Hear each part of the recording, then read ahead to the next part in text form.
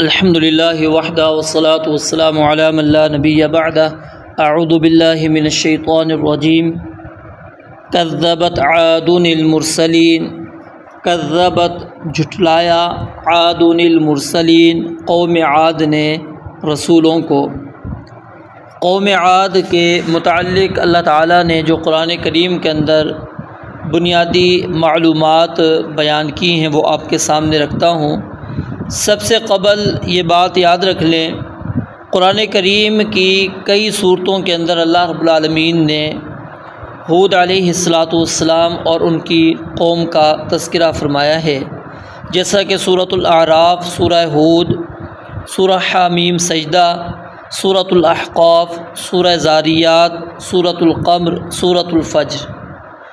اور قوم عاد کا جو مسکن تھا، رہائش گاہ تھی، وہ حضرموت کے پاس ایک جگہ تھی اس کے قریب، جس کو الربع الخالی کہا جاتا ہے، وہ ان کا مسکن تھا، ان کی رہائش گاہ تھی۔ قرآن کریم نے یہ بات بیان فرمائی ہے کہ قوم نوح کی تباہی کے بعد اللہ تعالیٰ نے اس قوم کو عروج عطا کیا، اور یہ جسمانی لحاظ سے بہت زیادہ زور آور تھے، اور ان جیسی قوم کوئی پیدا ہی نہیں کی گئی، اور یہ نہایت ترقی یافتہ تھے۔ اونچے اونچے ستونوں والی بلند و بالا عمارتیں بنانے کی وجہ سے ان کی شہرت ہی ستونوں والوں کے نام سے ہو گئی۔ مادی ترقی اور جسمانی قوت کی وجہ سے انتہائی سخت متکبر، اور کسی کو اپنے سے طاقتور نہیں تسلیم کرتے تھے، نہیں مانتے تھے۔ ان کا جو سیاسی نظام تھا، بڑے بڑے جو سرکش اور جبار تھے ان کے ہاتھوں میں تھا، اور مذہبی لحاظ سے ان کے اندر شرک پایا جاتا تھا، اللہ تعالیٰ کے منکر نہیں تھے۔ ابتدائی جو آیات آج ہم پڑھیں گے اس کا پیچھے آپ نے سیدنا نوح علیہ السلام کا جب ہم نے قصہ پڑھا پچھلے درس کے اندر، وہاں پر تفصیل کے ساتھ ہم نے بات کر دی تھی، صرف اشارتاً میں بات کرتا چلوں گا۔ کذبت جھٹلایا عاد المرسلین، قوم عاد نے رسولوں کو، یعنی ایک رسول کا انکار سارے رسولوں کا انکار ہے، کیونکہ سب کی دعوت ایک ہی ہے۔ اذ قال، جب کہا، لہم ان سے، اخوہم ان کے بھائی نے۔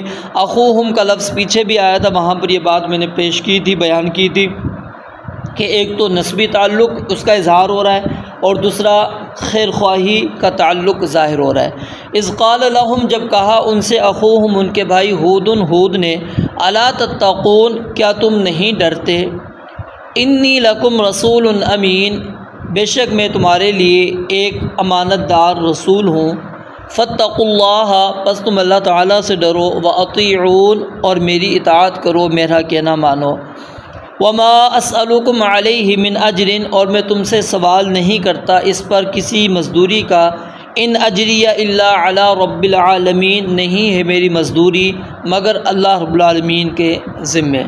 یہ پیچھے بھی بات ہم پڑھ چکے ہیں کہ سیدنا نوح علیہ السلام نے اپنی رسالت کے لیے دو دلیلیں پیش کی تھی کہ میں اللہ کا رسول ہوں، تو یہاں پر انہوں نے بھی یہی پیش کی سیدنا ہود علیہ السلام نے، ایک تو امانت دار رسول، اور دوسرا میں تم سے کسی قسم کی مزدوری نہیں مانگتا۔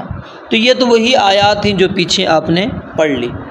آگے سیدنا ہود علیہ السلام نے اپنی قوم کو ان باتوں کی طرف ان کی توجہ دلائی اور ان کو تنبیہ کیا ان باتوں کے اوپر جو ان کے اندر پائی جاتی تھی، اور یہ وہ باتیں تھیں جو صرف نمود و نمائش کے لیے تھیں ان کے اندر، اور سیدنا ہود علیہ السلام چاہتے تھے ان کو نمود و نمائش کے اس رجحان سے ہٹا دیں، کیونکہ یہ بیکار کام ہے، فضول کام ہے، اور اس کا کوئی فائدہ نہیں، بلکہ ان چیزوں کے بنانے کے بعد اللہ رب العالمین کے ہاں انسان جواب دہ ہو جاتا ہے رب العالمین کے سامنے، کیونکہ وقت کا بھی ضیاع ہے، رقم کا بھی ضیاع ہے، پیسوں کا ضیاع ہے، اور کل قیامت کے دن اس کے متعلق اللہ تعالیٰ جب سوال کریں گے تو انسان کو پھر جواب دینا پڑے گا۔ اتبنون، کیا تم بناتے ہو؟ سیدنا ہود علیہ السلام نے قوم والوں سے کیا کہا؟ اتبنون، کیا تم بناتے ہو، بکل ریع، ہر اونچی جگہ پر۔ ریع اس کا معنی اونچی جگہ بھی ہے، اسی طرح اونچی زمین یا کشادہ راستہ، یا ہر راستے کو بھی کہا جاتا ہے، اسی طرح پہاڑ میں جو کھلا راستہ ہوتا ہے یا بلند و بالا جو پہاڑ ہوتے ہیں ان کو بھی ریع کہا جاتا ہے۔ اس کو ہم را کے کسرہ کے ساتھ یعنی ریعن اور ریعن دونوں پڑھ سکتے ہیں، اور جب اس کو ہم نے واحد بنانا ہوگا تو اس کے آخر میں تا صرف ہم لگا دیں گے گول تا۔ اتبنون کیا تم بناتے ہو بکل ریعن ہر اونچی جگہ پر، آیتن ایک نشانی ایک یادگار، یعنی کیا تم یہ چاہتے ہو کہ ہر اونچائی کے اوپر اپنی ایک نشانی ایک یادگار بنا کے چلے جاؤ، اور وہ یادگار بھی ایسی ہو کہ تعبثون اس حال میں کہ وہ لا حاصل کام کرتے ہو، جو اب سے بیکار ہے، فضول ہے، بے فائدہ ہے، کوئی اس کے اندر تمہیں حاصل ہونے والا نہیں۔ یعنی آخر اونچی اونچی جگہ بنانے سے، اونچی اونچی عمارتیں بنانے سے کیا ہوگا؟ کچھ نہیں ہوگا، صرف تم اپنا غرور، اپنا فخر، اپنی شان و شوکت، اپنی دولت اور اپنی قوت کا اظہار کرنا چاہتے ہو کہ اس کے ذریعے سے تم دنیا کے اندر ایک بلند و بالا عمارتیں بنا دو گے اور لوگوں کے اندر تمہارا ایک شان و شوکت، تمہاری دولت اور تمہاری قوت کا اظہار ہو جائے گا۔ تو سیدنا ہود علیہ السلام نے اس نمود و نمائش کے رجحان سے اپنی قوم کو ہٹانا چاہا اور کہا کہ تم اس طرح مالوں کو بے دریغ خرچ نہ کرو۔ آج بھی دیکھیں نا، ہمارے پاس عجائب عالم میں شمار ہونے والی جو چیزیں، اہرام مصر لے لیں، تاج محل لے لیں، اب یہ بھی کیا تھا؟ ان کے بنانے والوں کی ایسی کوشش ہے جو لا حاصل ہے اور عبث بیکار ہیں، اور قیامت والے دن ان کو جواب دہی دینی پڑے گی، اور اس کا مقصد پیچھے کیا تھا؟ صرف اپنی شان و شوکت کا اظہار۔ تو اللہ رب العالمین سیدنا ہود علیہ السلام نے کہا اتبنون بکل ریعن کیا تم بناتے ہو ہر اونچی جگہ پر، آیتن ایک یادگار، تعبثون اس حال میں کہ وہ لا حاصل کام کرتے ہو، اس سے کچھ بھی حاصل ہونے والا نہیں۔ وتتخذون اور تم بناتے ہو، مصانع یہ مصنعتن کی جمع ہے یا اسی طرح مصنعن کی جمع ہے، ٹھیک ہے؟ اس کا معنی کیا ہوتا ہے؟ بڑی بڑی عمارتیں۔ مصنعن کی کا معنی کیا ہے؟ بڑی بڑی عمارتیں، اور اسی طرح اس کا معنی بڑے بڑے قلعے، مضبوط محلات اور زمین دوز جو نہریں ہوتی ہیں وہ بھی۔ اور اسی طرح امام راغب لکھتے ہیں کہ صنع کا معنی کوئی کام عمدہ طریقے سے کرنا۔ اسی طرح عالی شان جو جگہ ہوتی ہیں ان کو مصانع کہا جاتا ہے۔ وتتخذون اور تم بناتے ہو، مصانع بڑی بڑی عمارتیں، لعلکم یہاں پر لعل معنی کیا ہوتا ہے؟ امید، شاید، لیکن یہاں پر کأن کے معنی میں گویا کہ، ٹھیک ہے، گویا کہ تم، شاید کہ تم تخلدون ہمیشہ رہو گے، یعنی تمہارا یہ جو بنانا ہے یہ اس حرص کے اوپر تم بنا رہے ہو بڑی بڑی عمارتیں کہ شاید کہ تم یہیں پر رہنے والے ہو، ان کو تم استعمال کرو گے، تم نے اس دنیا سے جانا ہی نہیں ہے۔ تو یہ سیدنا ہود علیہ السلام نے تنبیہ کی کہ اتنی بڑی بڑی عمارتیں بنانے کی ضرورت نہیں ہے اس دنیا کے اندر۔ وَإِذَا ادھر امام ابن کثیر رحمۃ اللہ علیہ نے ابن ابی حاتم کے حوالے سے سیدنا ابو درداء رضی اللہ تعالیٰ عنہ سے نقل کیا ہے کہ ابو درداء رضی اللہ تعالیٰ عنہ نے غوطہ میں مسلمانوں کی بنائی ہوئی عمارتیں اور شجر کاری دیکھی تو ان کی مسجد میں جا کر آواز دی کہ اے دمشق والو۔ وہ ان کے پاس جمع ہو گئے تو انہوں نے اللہ تعالیٰ کی حمد و ثنا بیان کی، پھر کہا کیا تم حیا نہیں کرتے؟ کیا تم حیا نہیں کرتے؟ تم وہ کچھ جمع کر رہے ہو جو کھاتے نہیں، اور وہ عمارتیں بنا رہے ہو جن میں رہتے نہیں، اور اس کی امید کرتے ہو جو کبھی حاصل نہیں کر سکتے۔ حقیقت یہ ہے کہ تم سے پہلے کئی صدیاں گزریں، وہ لوگ جمع کرتے تھے، پھر اس کی حفاظت کرتے تھے، عمارتیں بناتے تھے اور مضبوط بناتے تھے، امیدیں باندھتے تھے اور بہت لمبی باندھتے تھے، پھر ان کی امید دھوکہ نکلی اور ان کی جماعت ہلاک ہو گئی اور ان کی رہائش گاہیں قبریں بن گئی۔ اور پھر کہتے ہیں یاد رکھو قوم عاد عدن سے عمان تک گھوڑوں اور اونٹوں کے مالک تھے، اب کون ہے جو مجھ سے ان کی میراث 2 درہم میں خرید لے؟ یعنی کہ اتنی بڑی بڑی عمارتیں بنانے کا مقصد کیا ہے؟ کچھ بھی نہیں حاصل ہونے والا، کچھ بھی نہیں ہے، جب بندہ اس دنیا سے چلا جائے گا ختم۔ وَإِذَا اور جب بطشتم تم پکڑتے ہو، یہ تیسرا کام ہے جس پر ہود علیہ السلام نے انکار کیا، کہا وَإِذَا اور جب بطشتم تم پکڑتے ہو، بطشتم تو تم پکڑتے ہو، جبارین بہت رحم ہو کر، بہت بے رحم ہو کر تم پکڑ لیتے ہو، یعنی تم اتنے سنگ دل ہو، انسانیت سے عاری ہو کہ کمزوروں کے لیے تمہارے دل میں کوئی رحم نام کی چیز ہی نہیں، اور تم اپنے سے کم پست طبقہ لوگوں کے اوپر ظلم اور زیادتیاں کرتے رہتے ہو، اور لالچ نے اور تکبر نے تمہارے جسم سے انسانی اخلاق کا لباس ہی اتار دیا ہے۔ حالانکہ تمہیں کیا چاہیے تھا، تم اللہ تعالیٰ پر ایمان لاتے، آخرت پر ایمان لے کر آتے۔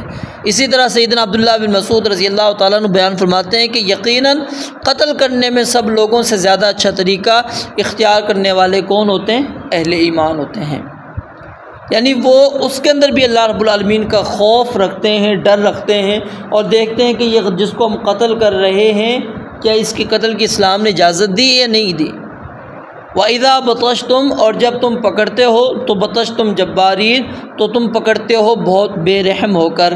فَاتَّقُوا اللَّهَ، پس تم ڈرو اللہ تعالیٰ سے، وَأَطِيعُونْ، اور میری اطاعت کرو، وَاتَّقُوا الَّذِي، اور ڈرو اس ذات سے جس نے أَمَدَّكُمْ تمہاری مدد کی، بما، ان چیزوں سے جنہیں تعلمون تم جانتے ہو۔ امدکم، اس نے تمہاری مدد کی، بانعام و بنین، چپاؤں کے ساتھ اور بیٹوں کے ساتھ، وجنات وعیون، اور باغوں اور چشموں کے ساتھ۔ اب غور کریں، سیدنا ہود علیہ السلام نے تین مرتبہ اپنی قوم والوں کو کس کا درس دیا؟ تقویٰ کا، پرہیزگاری کا۔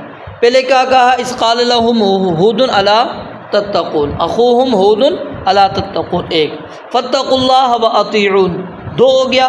اس کے بعد پھر دوبارہ آیا وَإِذَا بَطَشْتُمْ کے بعد فاتقوا اللہ، ٹھیک ہے، تین ہو گیا۔ وَاتَّقُوا الَّذِي، اور یہ چار مرتبہ قوم والوں کو ڈرایا۔ مقصد کیا ہے سیدنا ہود علیہ السلام کا؟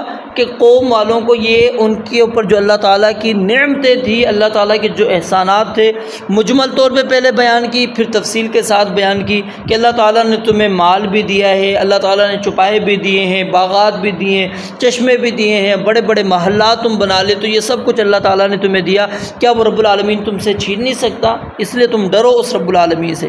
اور پھر دوبارہ ڈرایا، شروع میں بھی ڈرایا تھا فاتقوا اللہ، آگے پھر انی اخاف علیکم سے بھی ڈرا رہے ہیں، کہا انی، یقیناً میں اخاف ڈرتا ہوں، علیکم تم پر، عذاب یوم عظیم، ایک بہت بڑے دن کے عذاب سے۔ یہ نہیں کہا کہ بہت بڑے عذاب سے، کیونکہ جب وہ دن ہی بڑا ہے تو اس کے اندر عذاب بھی کتنا ہی بڑا ہوگا۔ قالوا، تو قوم والوں نے کہا، سواء، برابر ہے، علینا، ہم پر، اوعظت، خواہ تو نصیحت کرے، یعنی تو ہمیں ڈراتا ہے، تو ہمیں خوف دلاتا ہے، ام لم تکن من الواعظین، یا نہ ہو تو نصیحت کرنے والوں میں سے، یعنی تو ہمیں اچھے طریقے سے نصیحت کر یا نہ کر، تیرا ڈرانا یا نہ ڈرانا ہمیں کوئی بھی ضرورت اس کی نہیں ہے، ہم کوئی بھی پرواہ تیری نہیں کرتے، تیری نصیحت کی۔